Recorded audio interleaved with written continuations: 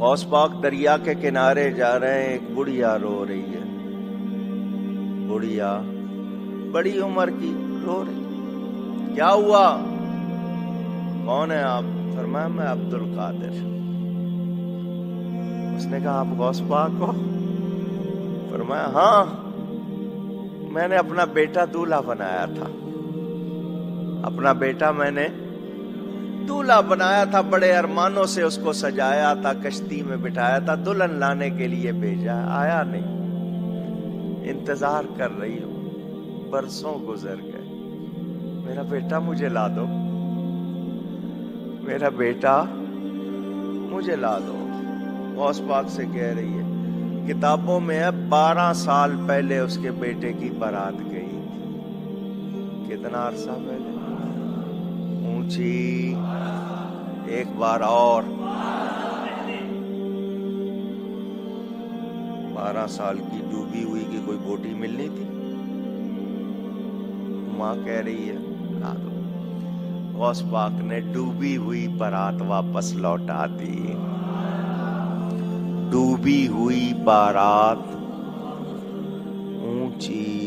اللہ یحییکم ثم یمیتکم، اللہ تمہیں زندہ کرتا ہے وہی موت دیتا ہے، ثم یجمعکم الی یوم القیامہ، پھر قیامت دن بھی وہ تمہیں جمع کرے گا، لا ریب فیہ، جس میں کوئی شک نہیں ہے، ولکن اکثر الناس لا یعلمون، لیکن اکثر لوگ اس حقیقت سے ناواقف ہیں۔ اللہ نے فرمایا کہ بھئی یہ بتا دو کہ اللہ میں اور باقی ہستیوں میں یہ فرق ہے کہ وہ زندگی اور موت دیتے ہیں، تو لے آؤ ان کو۔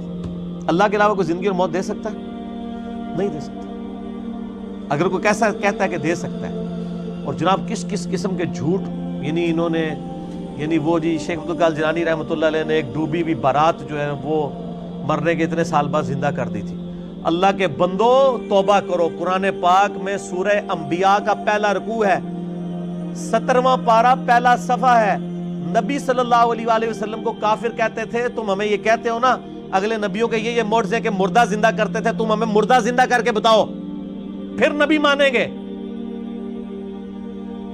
تو اللہ تعالیٰ نے فرمایا کہ ان سے فرما دو کہ معجزات اللہ کے پاس ہے، وہ کوئی معجزہ اس قسم کا نہیں۔ نبی صلی اللہ علیہ وسلم نے بھی کوئی مردہ نہیں کبھی زندہ کیا۔ حضرت عیسیٰ علیہ السلام کا قرآن میں ذکر آتا ہے کیونکہ ان کا معجزہ وہ تھا، ہمارے نبی کا معجزہ قرآن ہے، جیسا کہ موسیٰ علیہ السلام کا معجزہ عصا تھا۔ ویسے آپ صلی اللہ علیہ وسلم کے بہت معجزات ہیں بخاری مسلم میں، کہ مبارک انگلیوں سے پانی کے چشمے جاری ہو گئے، مبارک دعا سے چاند 2 ٹکڑے ہو گیا، مبارک پسینے سے خوشبو آتی تھی، یہ معجزات ہیں، مردہ زندہ کرنے والا نہیں ہے۔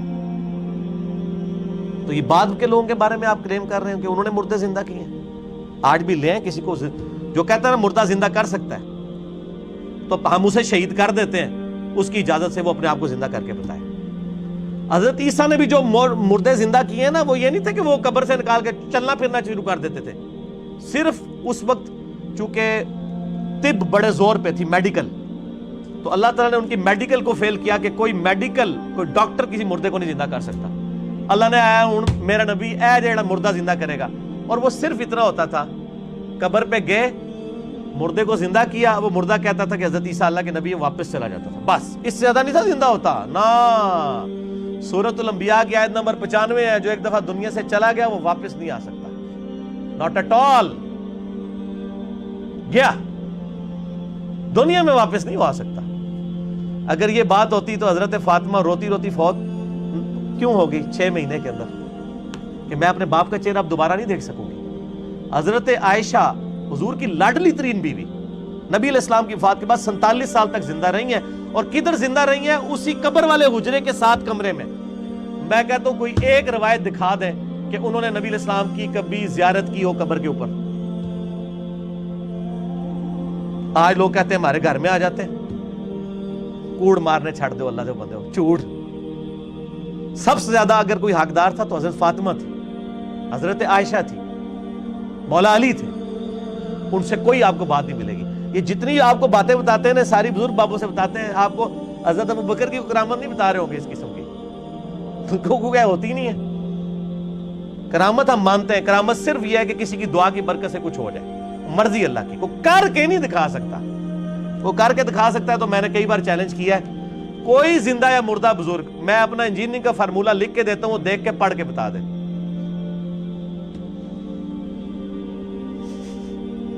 وہ جن کو چیلنج دے رہے ہوتے ہیں وہ کہتے ہیں نہیں یار نہیں پڑھ سکتے ہو. اللہ تو پڑھ سکتا ہے نا, میں اگر کوئی فارمولہ لکھوں اللہ تو پڑھ سکتا ہے نا. اگر آپ مانتے ہیں کہ اللہ ان کو پڑھاتا ہے, اللہ ان کو سب کچھ دے, اللہ دیتا ہے, تو پڑھن نہ پھر. اور میں تو اس سے بڑی بات کرتا ہوں, ان کی آپ نمازیں سنیں, یہ نماز بھی صحیح نہیں پڑھتے ہوتے. میں نے کئی لوگوں کی نمازیں سنی ہیں, نماز غلط پڑھ رہے ہوتے ہیں. ایو النبیوں کو میں نے بتایا نا, ادھر ایک بہت بڑے پیر صاحب تھے جیل میں نام نہیں لیتا. ایک دن میں نے ان کی نماز سنی, ہم وہ بھی شغل ملے میں بیٹھ گئے نماز سنانے کے لیے. نماز میں پڑھ رہے ہیں السلام علیکم ایھا النبی. مرید ہزاروں ہیں جن کو انہوں نے جنت میں لے کے جانا ہے, نماز ایھا النبی 25-30 بندوں کی موجودگی میں. اور بھی بڑی غلطی تھی, یہ موٹی سی مجھے یاد رہ گئی. میں کہ یہ کیا پڑھ رہے ہیں, وہ بچپن سے نماز یاد کی تھی اسی طرح چل رہی تھی, باقی عین ہا تو ہے ہی کوئی نہیں تھا نا, وہ تو چھڈ ہی دو, وہ تو میں گل ہی نہیں کہ میں زبر زیر کی غلطیاں. ایھا النبی. اور یہ وہ ہیں جو کہہ رہے ہیں اسی جناب تہاڈا بیڑا تار دینا. نماز نہیں آتی, دعوے. میرے پاس کئی لوگ آتے ہیں نہیں وہ ہمارے سلسلے میں بیعت ہو جائیں. میں نے کہا آپ کا پیر مجھے صرف یہ 17 اذکار جو فرض نماز کے بعد کے ہیں نا وہ مجھے زبانی سنا دے, میں بیعت ہو جاؤں گا. آج تک دنیا کا وہ پیر سامنے نہیں آیا. 17 اذکار ہیں فرض نماز کے بعد. لوگوں کو کتنے آتے ہیں, 4 یا 5. آیت الکرسی, تسبیح فاطمہ, اللہ اکبر, استغفر اللہ, اللہم انت السلام.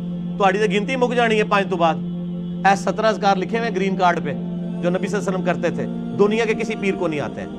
وہ 24 اذکار بلو کارڈ پہ لکھے ہوئے ہیں جو صبح و شام کے اذکار ہیں نبی علیہ السلام کے. کتنی کتنی مشکل دعائیں ہیں بخاری مسلم میں, کسی پیر کو نہیں آتی ہیں. میں اس سے بڑا چیلنج کہتا ہوں, یہ دیکھ کے پڑھ کے بتا دیں.